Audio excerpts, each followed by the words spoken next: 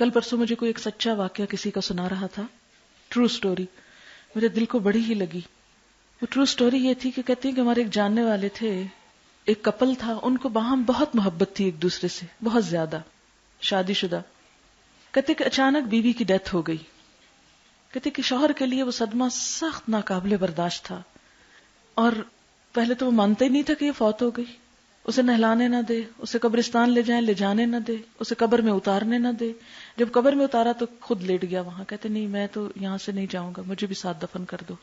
سب نے بڑا سمجھانے کی کوشش کی کہ نہیں تم دفن نہیں ہو سکتے ساتھ، نکل آؤ باہر. نہیں نکلا. جب کچھ نہ بن پڑی تو جو مولوی صاحب دفنانے کا کام کروا رہے تھے انہوں نے کہا کہ مٹی ڈالنی شروع کرو. اس طرح کب تک انتظار کر سکتے؟ سب لوگ رکے کھڑے، مٹی ڈالو. کہتے ہیں کہ جب مٹی پاؤں کی طرف سے ڈالنی شروع کی اور ذرا آگے آئی تو اٹھ بیٹھا، باہر آ گیا، خود ہی آ گیا. ساتھ مرنے کے دعوے کرنے والوں کا بس اتنا ساتھ ہے، صرف اتنا کہ جب اپنے مفاد کو ٹھیس پہنچنے لگتی ہے تو انسان چونک اٹھتا ہے. کیا کچھ لوگوں کی خاطر گناہ کرتے اور غلط کام کرتے، کون ساتھ جائے گا؟ جی بالکل. یہ کہتی ہیں کہ یہ ان کے گھر کی بات ہے. وہ بتا رہی ہیں کہ میرے اپنے دیور نے ایسا ہی سین کیا کہ جب بیوی فوت ہوئی، ابھی بچے نہیں ہوئے تھے، تو اسی طرح جہاں تک میں نے ابھی کہانی سنائی ہے. اور کہتی ہے کہ جب تیسرا دن تھا تو کسی خاتون نے کہا بھی اکیلا رہ گیا، اس کی شادی کرنی چاہیے. تو اس نے کہا ہاں رشتہ ڈھونڈو، اور 1 مہینے کے اندر دوسری شادی بھی کر لی. اتنی بے وفا ہے یہ دنیا. اسی لیے تو دھوکہ کہتے ہیں نا اس کو، دھوکہ. اور سب سے تکلیف دہ سین تو اس دن ہوگا نا جب اپنی ماں، اپنا باپ، اپنا بھائی، ان کو دیکھے گا انسان اور وہ اجنبیوں کی طرح دیکھیں گے، بھاگ جائیں گے. یوم یفر المرء، دیکھ کے بھاگ جائیں گے کہ ہم سے کچھ مانگ نہ لیں. میں سوچتی ہوں کہ یہاں سمندر کی مثال جو حدیث میں آتی ہے نا کہ سمندر کے مقابلے میں قطرہ، تو پچھلے دنوں ہماری ہاسٹل کی جو بچیاں تھیں ان کو سمندر کے کنارے بھیجا سیر کے لیے. میں خود مصروفیت بھی تھی، طبیعت بھی ٹھیک نہیں تھی، میں نہیں جا سکی، لیکن ایک بات کہہ کے ان کو بھیجا کہ سمندر کے پاس بیٹھ کر ایک قطرہ لے کے ضرور ہاتھ پہ رکھ کے دیکھنا اور پھر سمندر دیکھنا. اور جب لوگ واپس آئے تو میں نے پوچھا کیا تھا یہ پریکٹیکل؟ کہتے ہیں کہ واقعی جس طرح وہ دل پہ لگی نا بات کہ سمندر کی کوئی اینڈ نظر نہیں آتا نا، لیفٹ دیکھے رائٹ دیکھے کہیں ختم ہوتا نظر نہیں آتا، اور اس کے مقابلے میں قطرہ اسی وقت ویپوریٹ ہو جاتا ہے. تو اس دنیا نے اسی طرح ویپوریٹ ہو جانا ہے بہت جلد، اور ہم سمندر کو چھوڑ کے دھوکے میں ہیں اپنے آپ کو رکھے ہوئے. ساری خرابیوں کی جڑ جہاں تک میں نے غور کیا وہ دنیا کی محبت ہے. دنیا سے مراد کیا؟ صرف مال نہیں، یا گھر نہیں، یا سامان نہیں، یا بیلونگنگز نہیں. چاہے وہ بڑا بننے کی خواہش ہو، چاہے دوسروں سے آگے نکلنے کی خواہش ہو، خواہ وہ نام پیدا کرنے کی ہو، خواہ وہ کچھ بھی ہو، کچھ بھی. جتنی خرابیاں، جتنے جھگڑے، جتنے فسادات، جو کچھ بھی ہے اس کی بنیادی وجہ یہی ہے. جتنا اس سے دل خالی ہوتا ہے اتنی ہی چیزیں بے معنی ہونے لگتی ہیں، اتنی ہی قربانی کا جذبہ زیادہ آتا ہے. انسان بعض اوقات سوچتا ہے نا کہ میں ناگزیر ہوں، میرے بغیر کام نہیں چلے گا، میری بڑی اہمیت ہے، میں بڑی شے ہوں. کچھ بھی نہیں. سب کچھ چلتا ہے، سب کچھ ہوتا ہے، کچھ بھی نہیں رکتا. ہاں ایک چیز رک جاتی ہے، ہمارے عمل کی مہلت. جب انسان فوت ہو جاتا ہے تو اس کے اپنے کام کرنے کی صلاحیت چھن جاتی ہے، اس کا نامہ اعمال بند ہو جاتا ہے، بس یہ رک جاتا ہے. بالکل اس وقت پھر صدقہ جاریہ کی اہمیت سامنے آتی ہے. بالکل. اب جیسے میں یہاں آتی ہوں تو مجھے دیکھ کے بہت خوشی ہوتی ہے نا، کلاس ہو رہی ہے کہ جس کے بارے میں پتہ چلتا ہے فلاں یہ کر رہا ہے، وہاں بھی خبریں پہنچتی رہتی ہے تو بیٹھ کے خوش ہوتی رہتی ہوں نا کہ شکر ہے اللہ تیرے دین کا کام پھیل رہا ہے، چل رہا ہے، ہو رہا ہے. ہم ہیں یا نہیں اس سے کوئی فرق نہیں پڑتا، ہمارے لیے تو اجر ہے.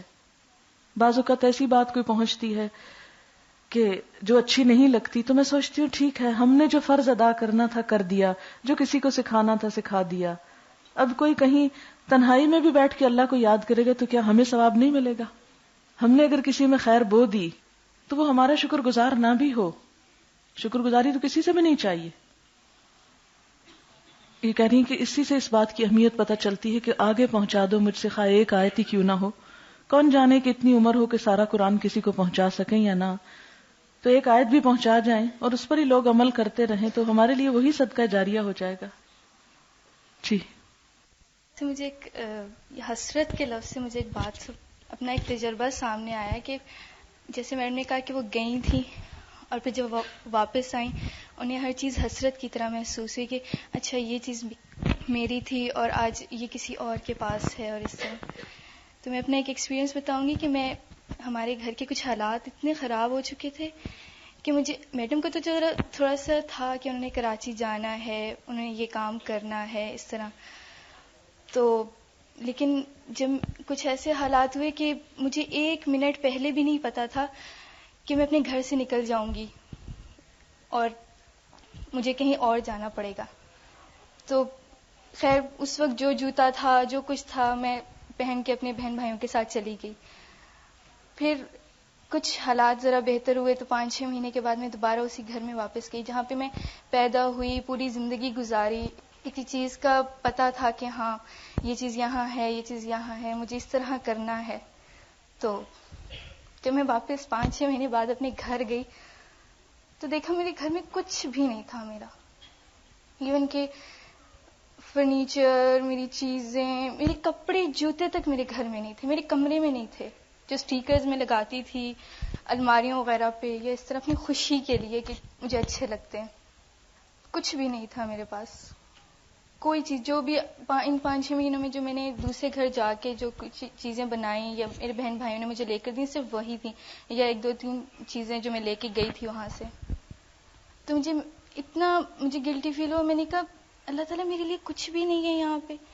میں اپنے ابو سے جو اتنا پیار کرتی تھی, صرف میرے ابو تھے گھر میں اور میری ابو نے دوسری شادی کر لی تھی, تو میں اتنا فیل کرتی تھی. میں نے کہا اللہ جی میں نے جس باپ سے اتنا, چلے ٹھیک ہے تو نے میری بے شک جتنی بھی چیزیں میرے پاس نہیں رہیں, یعنی دنیا کی چیزیں ہیں, یہ بیڈ ہو گیا, اس طرح کی چیزیں, ایون کہ بیڈ کچھ بھی نہیں تھا. تو اللہ جی لیکن ساری چیزیں آپ مجھ سے لے لیں, بے شک جو کچھ بھی آئے مجھے کچھ بھی نہ ملے, لیکن جو میرے باپ کا پیار جو اس نے مجھے دیا وہ مجھے واپس دے دے. ایون کہ میں کہتی ہوں ہر چیز برداشت ہو جاتی ہے, ہر چیز چلی جائے نا انسان سے وہ برداشت ہو جاتی ہے کہ اچھا اسے چلا جائے, یہ بھی چلا جائے, کپڑے بھی چلے جائیں, سب کچھ چلا جائے. لیکن جب کوئی انسان کسی سے بہت پیار کرے اور پھر اسے اگنور کر دے, اسے کہہ دے کہ نہیں میں تمہیں اپنے پاس نہیں رکھنا چاہتا, میں تمہارے لیے یہ نہیں کر سکتا, میں تمہارے لیے وہ سب کچھ نہیں کر سکتا, تو پھر یہ چیز زیادہ انسان کو تکلیف دیتی ہے کہ ایک پیار دل سے کسی کے لیے اٹھ جائے. اور اتنی مجھے اس دن حسرت وہی بات ہے کہ محسوس ہے کہ اللہ جی کہ نئے رشتے بنا لینے سے پرانے رشتے ختم ہو جاتے ہیں, کہ اتنا کوئی اپنے آپ کو دوسرے کے لیے وقف کر لیتا ہے, اس کو اتنا ٹائم دے دیتا ہے کہ انسان خود بھی نہیں سوچ سکتا. اور پھر مجھے یہ میڈم کی بات سے کہ واقعی صحیح بات ہے کہ آخرت کے دن انسان ہر چیز کو حسرت سے دیکھے گا کہ ہاں میں نے جو کچھ, کاش میں دنیا میں وہ کام نہ کرتا جو کہ میں نے کیا تھا. اور پھر جب میرے پاس کچھ بھی نہیں تھا تو پھر میں رونے شروع ہو گئی کہ نہیں میری تو یہ چیز تھی, میری روٹین تھی, میں یہ نہیں کر سکتی, میں وہ نہیں کر سکتی. پھر ایک دم بیٹھے بیٹھے روتی روتی میرے ذہن میں خیال آیا کہ میں اپنی بہن کے پاس جا رہی تھی لیا, تو الحمدللہ گاڑی میں جا رہی تھی, کوئی ایسا مسئلہ نہیں تھا. تو میں ایک جگہ اسٹاپ پہ رکی تو وہاں دیکھا کہ ایک خاتون تھی اور وہ پتھر توڑ توڑ کے روزی کما رہی تھی, اور اس کے پاؤں میں جوتا تھا, سر پہ دوپٹے, مردوں کے ساتھ وہ کام کر رہی تھی. میں نے کہا لیجیے وہ بھی تو عورت ہے جو کام کر رہی ہے اور پھر وہ کما رہی ہے اور پھر خود کما کے کھا رہی ہے. پھر میں نے اللہ تعالیٰ کا شکر کیا, اللہ جی مجھے تو بہت سے لوگ دینے والے ہیں, مجھے پتھر نہیں توڑنے پڑتے, مجھے یہ کچھ نہیں کرنا پڑتا, مجھے کچھ بھی ایسی محنت نہیں کرنی پڑتی جس سے کہ مجھے اتنی تکلیف ہو کہ میں خود جی نہ سکوں. اس بات نے مجھے اتنا زیادہ سبق سکھایا کہ یقین کریں آج میرے دل میں کسی چیز کی وہ نہیں ہے کہ میرے پاس یہ اچھی چیز ہو, میرے پاس وہ اچھی چیز ہو. اور میں کہتی ہوں جتنی میرے دل سے ان چیزوں کی محبت نکلی, اللہ تعالیٰ نے مجھے اس سے کہیں زیادہ عطا کی ہے. اور انسان کو یہ نہیں سوچنا چاہیے کہ بس یہ چیز نہیں رہے گی تو وہ اپنا وہ وقت ضائع کر دے گا, یا اس طرح ہے یہ چیز نہیں رہے گی تو انسان کو کچھ نہیں بنے گا, سونا زیب کچھ بھی کام نہیں آئے گا. تو کسی بھی چیز کو اس طرح مت لیں کہ وہ اس کی یعنی ہر چیز کو اس طرح استعمال کریں کہ اس کے پاس سے وہ چھن جانی ہے, ہمیشہ اس کے پاس نہیں رہنی. جو انہوں نے بات کی اس عورت کی جو روڑے کوٹتی ہے, اور ایسی عورتیں سب نہیں دیکھی ہوں گی, ہمارے معاشرے کا ایک حصہ ہیں. اور اکثر سڑکیں بنتے ہوئے ایسی عورتیں کہیں نہ کہیں آپ تلاش کریں ان مردوں کی بھیڑ میں تو کچھ نہ کچھ ضرور نظر آئیں گی، بعض اوقات اپنے بچے اپنی پیٹھوں پہ اٹھائے ہوئے. obviously جب انسان نئی جگہ پہ جاتا ہے کئی طرح کی مشکلات ہوتی ہیں. ہوا یہ کہ ہمیں جو وہاں رسپانس ملا وہ ہماری توقعات سے، خیال سے کہیں زیادہ تھا کہ جس کے لیے ہم کسی طرح بھی پریپیئرڈ نہیں تھے، کسی طرح بھی، نہ جگہ کے اعتبار سے، نہ سٹاف کے اعتبار سے، کچھ بھی نہیں.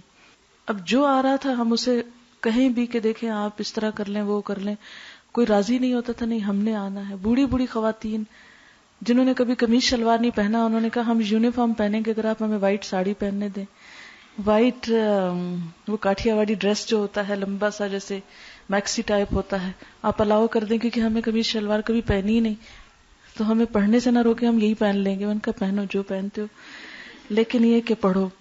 خیر، اب آپ خود سوچیں کہ اتنے سارے لوگوں کے لیے انتظام کرنا، پڑھنے کے لیے تیاری کرنا، پھر ان کی طرح طرح کی باتیں سننا، اور ذہنوں میں جو لوگوں کے دین کے بارے میں مسکنسیپشنز ہیں آپ سوچ بھی نہیں سکتے.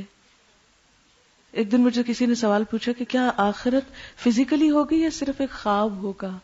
بعض اوقات دل چاہتا ہے سر پیٹ کے رہ جائیں، یہ ہم کس دور میں رہ رہے ہیں اور کہاں رہ رہے ہیں کہ ہمارے جنریشنز جو ہیں وہ آخرت کو بھی ایک خیال سمجھنے لگ گئی ہیں. تو مجھے اپنی سماعت پہ اور نگاہوں پہ یقین ہی نہ آیا کہ نہیں، یہ مجھے دھوکہ ہو سکتا ہے، یہ میں کیا سن رہی ہوں. اور پھر انٹیریئر سندھ سے کچھ بچیاں آئیں، جوان بچیاں آئیں جو انٹر میٹرک، جن کو نماز تک نہیں آتی، ایکشنز تک نہیں نماز کے پتہ. ہنا اور ہمنا اپنی بہن کو ملنے کے لیے حیدرآباد گئی، وہاں قریب ہی ایک جگہ تھی، پتہ نہیں کیا نام تھا. تو ایسے ہی جب وہ لوگ نکلے تو راستے میں وہ جگہ آئی تو انہوں نے کہا نماز پڑھ لیتے ہیں. کہتے کہ اس آبادی کے پاس ہم نے گاڑی روکی، نماز پڑھنے لگے تو ہم نے ان سے کہا کہ قبلہ کس طرف ہے؟ تو کہنے لگے قبلہ کیا ہوتا ہے؟ تو ہم نے کہا کہ یعنی ہم نے نماز پڑھنی ہے. تو کہتے ہمیں نہیں پتا. کہتے ہم نے کہا کسی کو، کہتے نہ وہاں کوئی مسجد، نہ ہی وہاں کوئی، کہتے کوئی ایک عورت ایک مرد یہ بتانے والا نہیں تھا، نہ ان کے پاس جائے نماز تھی، نہ ان کو پتا تھا کہ قبلے کا رخ کیسا ہے. اور یہ خبر مجھے کسی سنی سنائی نہیں ہے، اپنی بچیوں کی ہے جو خود ایکسپیرینس کر کے آئیں، وہاں سے ویکنڈ پہ گئیں اور یہ دیکھ کر آئیں. تو ایسی ایسی باتیں جب انسان سنتا ہے اپنے ہی ملک اور اپنے ہی علاقے کی تو کٹ کے رہ جاتا ہے کہ ہم کدھر جی رہے ہیں اور ہم کیا سوچتے ہیں، ہم کیا کر رہے ہیں، کیا پہاڑ ڈھا رہے ہیں اور کیا کچھ ہم نے لوگوں کو بتا دیا. ابھی تو جسے کہتا ہے نا کہ ایک ہوا کا جھونکا ہی چلانا کہ لوگ اسلام سے صرف ان کے چھینٹے ہی پڑ جائیں، وہ کام بھی نہیں ہوا. بڑے بڑے کام تو بہت دور کی بات ہے. خیر، تو مجھے تو جیسے لگے کہ کچھ ہو گیا نا یہ بات سن کے کہ واقعی ایسے لوگ بستے ہیں ہمارے ملک میں. اور حیدرآباد کراچی سے 2 گھنٹے کا راستہ ہے اور اس کے آس پاس کی بستیوں کا یہ عالم ہے.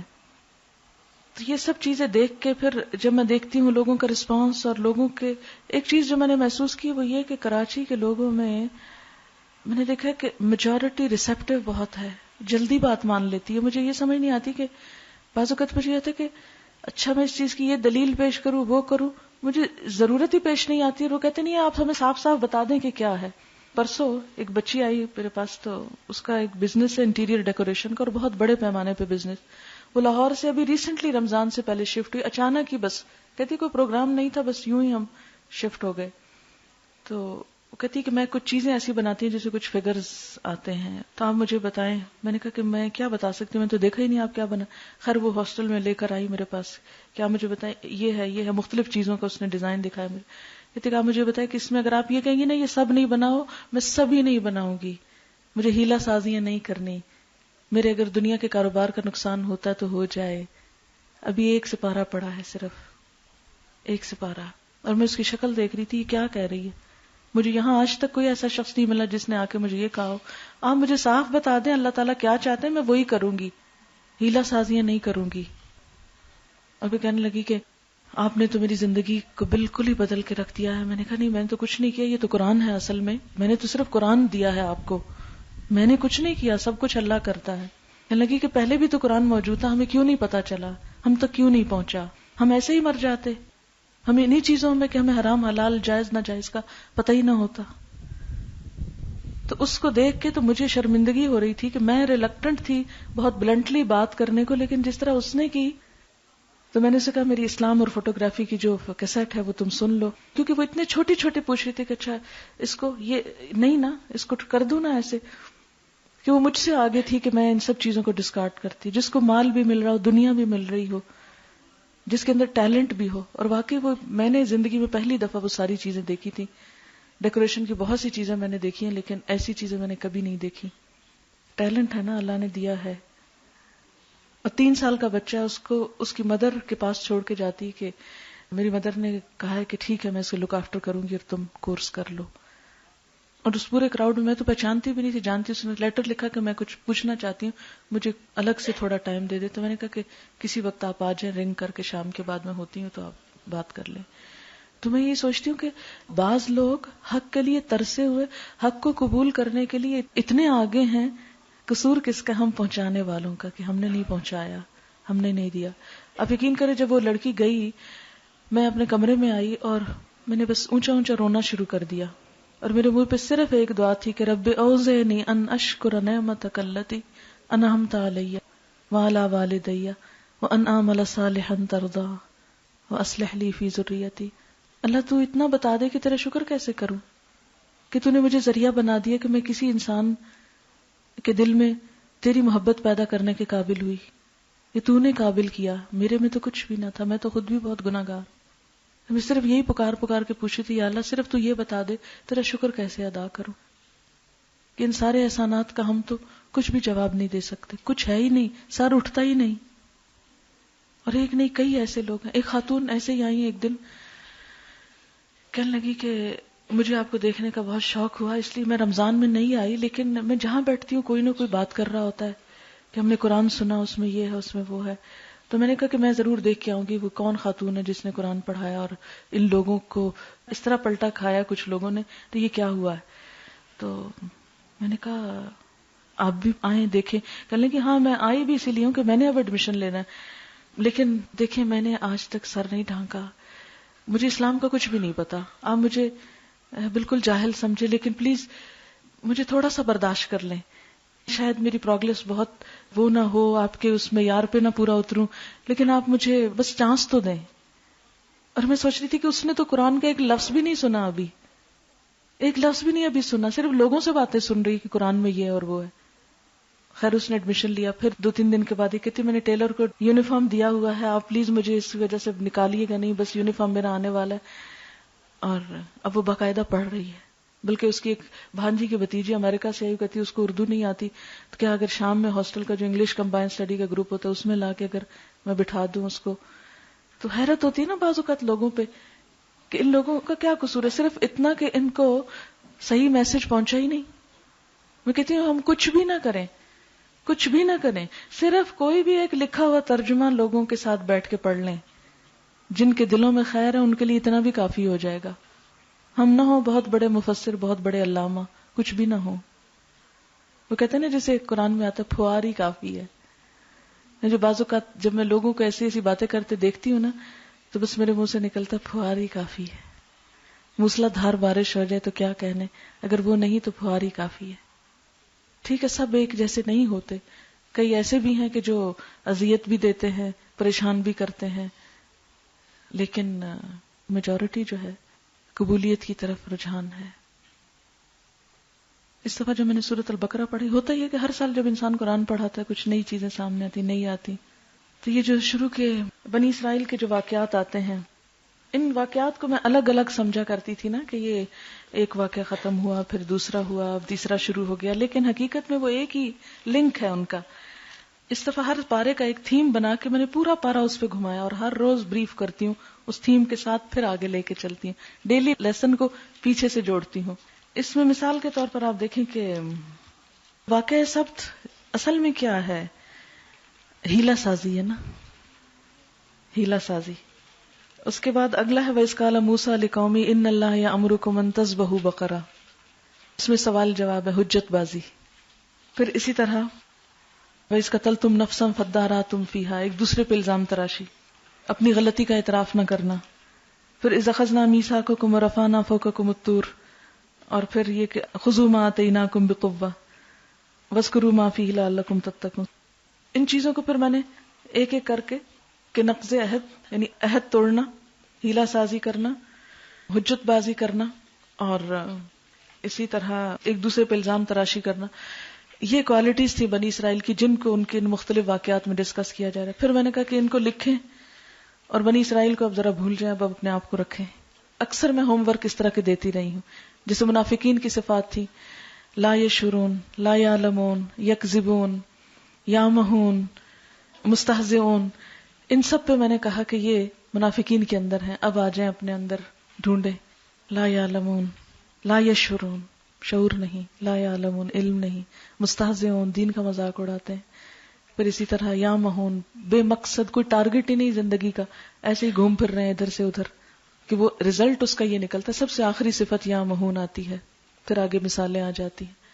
تو میں اس طرح کے ہوم ورک پریکٹیکل چیزیں کرنے کو دیتی رہی ہوں کہ ان چیزوں کو لو اور آگے لکھو اپنے آپ کو. میں نے کچھ اس طرح کیا کہ بیچ میں اپنا نام لکھو، ایک طرف متقین کی صفات لکھو، ایک طرف منافقین کی لکھو، اور اس میں وہ جیسے کہتے ہیں نا ان کو ملانا، کہ ملاؤ، یقیمون الصلاۃ تو ادھر ملا دو، یہ مما رزقناہم ينفقون تو وہ لکیر ادھر. وہ جیسے وہ گیمز نہیں کھیلتے کہ کون سا کس کے ساتھ میچ کرتا ہے، ورڈز میچ کرتے ہیں یا، اور اسی طرح منافقین کی طرف جو باتیں ادھر بھی ملاؤ، اور پھر نیچے سے آپ بیلنس نکالو کہ کتنی صفات متقین والی ہیں اور کتنی منافقین والی ہیں. حقیقی معنوں میں اپنا جائزہ لو. تو اس طرح کافی میں نے کمپیئر کروایا لوگوں کو. اس دفعہ بنی اسرائیل میں یہ باتیں تھی. ہم دیکھیں کہ اپنی زندگی میں مختلف کام کرنے میں کیا کیا ہیلا سازیاں کرتے ہیں، حجت بازیاں کرتے ہیں، سوال پہ سوال بیکار کے کر کے چیزوں کو الجھا کے عمل سے بھاگتے ہیں. یہ کیوں، یہ کیسے، وہ کیسے. فَذَبَحُوهَا وَمَا كَادُوا يَفْعَلُونَ. جب ہمیں بھی کوئی کام نہیں کرنا ہوتا تو ہم بھی یہی کچھ کرتے ہیں. تو لوگ کہتے تھے کہ سب سے مشکل کام، نہ سبق یاد کرنا مشکل لگتا ہے نہ اور کچھ، سب سے مشکل کام جب آپ ہمیں ایکسپوز کر کے رکھ دیتی ہیں کہ قرآن کی روشنی میں دیکھو، پرکھو اپنے آپ کو. اپنے آپ پہ جھانکنا سب سے مشکل کام ہے، اور پھر یہ اعتراف کرنا کہ واقعی ہم یہ کر رہے ہیں، یہ اس سے مشکل کام ہے. کیونکہ مریض اگر مرض کا ادراک ہی نہیں کرتا تو علاج کیسے ہو سکتا ہے. اچھا، میں نے تو بہت ہی باتیں کر لی. آپ میں سے کوئی کچھ بات کرنا چاہے؟ علم اور چیز ہے، جذب اور چیز ہے، اور اسے عمل میں لانا، اس کے لیے صرف علم کافی نہیں ہوتا. بعض اوقات لوگ دین بھی پڑھ جاتے ہیں پھر بھی بد زبانی کرتے ہیں. یہ جیسے بنی اسرائیل فَدَّارَأْتُمْ فِيهَا، ایک دوسرے پہ الزام تراشی کرنا کہ کوئی کام خراب ہو جائے تو عموماً ہمارے لوگوں کا حال یہی ہوتا ہے کہ اس میں کوئی ذمہ داری قبول کرنے کی کوشش نہیں کرتا. اور یہ بھی ایک شیطانی حربہ ہے. شیطان نے یہی کیا تھا، فَبِمَا أَغْوَيْتَنِي، کیونکہ تو نے مجھے گمراہ کیا، تو نے مجھے بہکایا. اللہ تعالیٰ کو نعوذ باللہ بلیم کرتا ہے. تو یہ ایک شیطانی صفت ہوتی ہے ہمارے اندر کہ ہر وقت دوسروں کو بلیم کرنا، فلاں یہ کر گیا، فلاں وہ کر گیا، فلاں وہ کر گیا.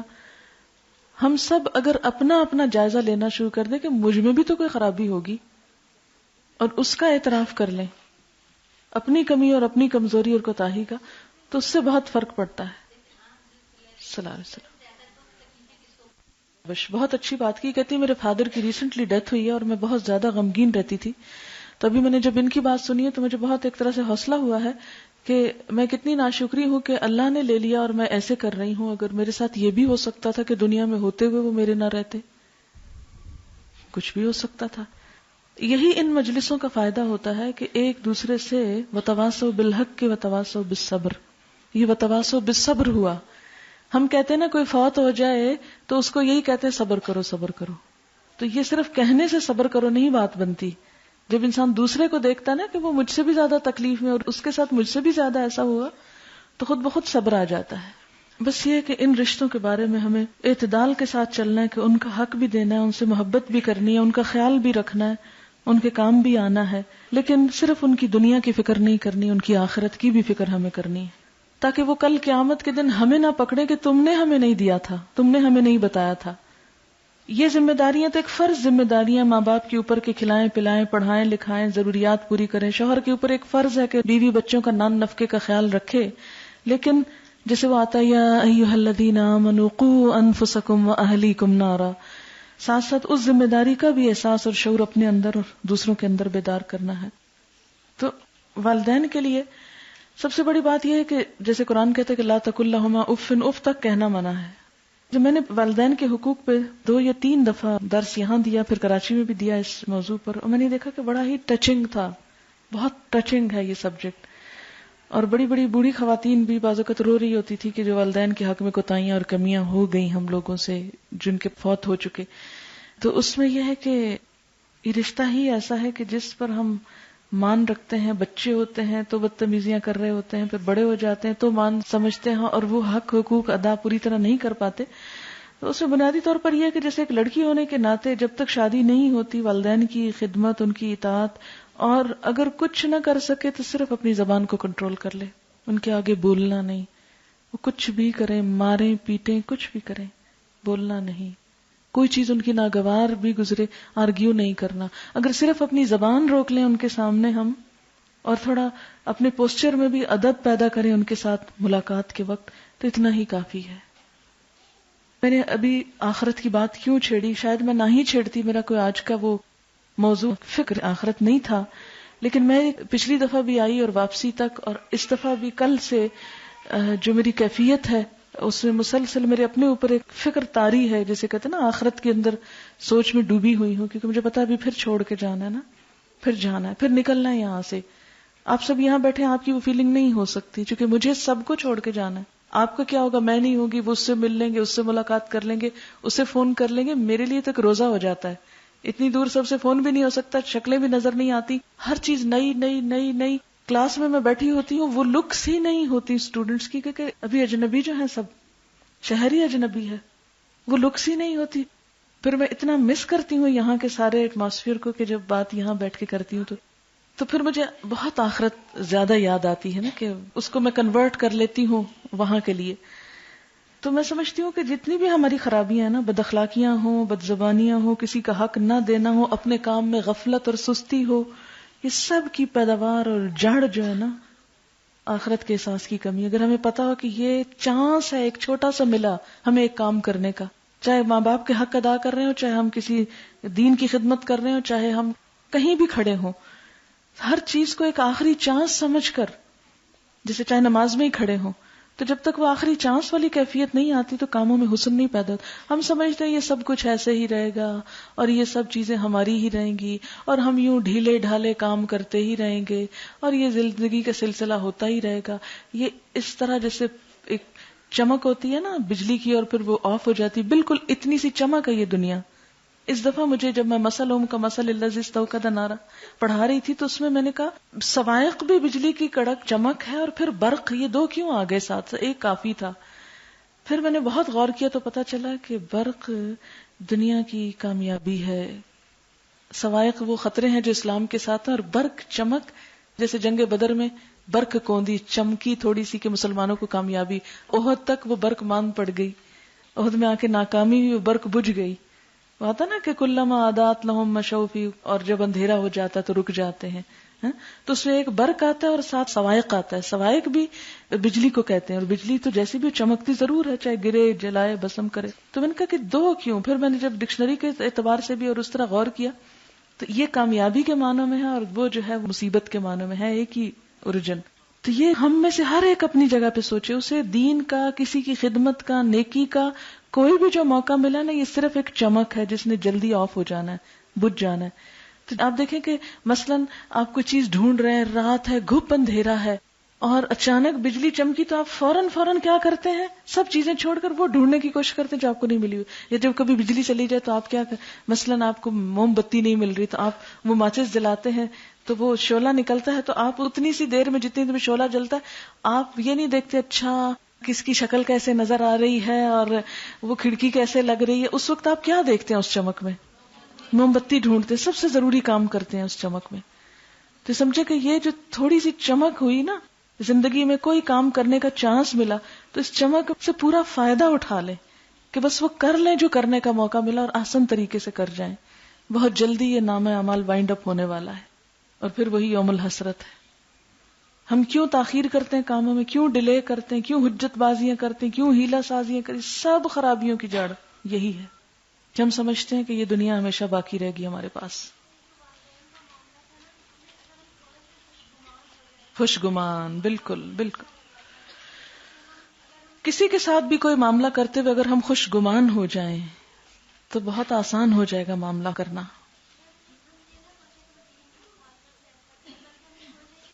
حقوق العباد کی ادائیگی میں پیدا ہو جاتی ہیں اور حق ادا کرنے میں رکاوٹ بنتی ہیں، اس کی بنیاد بدگمانی ہوتی ہے.